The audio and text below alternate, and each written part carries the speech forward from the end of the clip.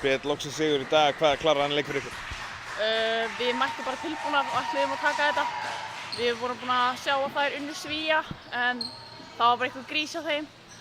Og já, við mættum bara tilbúnar og klárar í vörn og ætluðum bara að setja upp skotin og það bara gekk upp. Allan í fyrri hálfleik, við hittum svo sem ekki mikið eftir í seinni hálfleik en já, vörnin skilaði sér.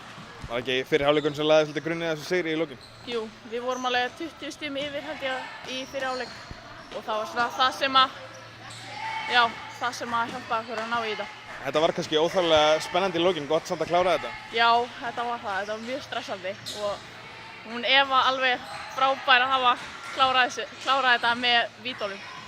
Þú átt ágætis leik í dag, 7 stig og 8 fráköst, ánægður með þínu frammistöðu?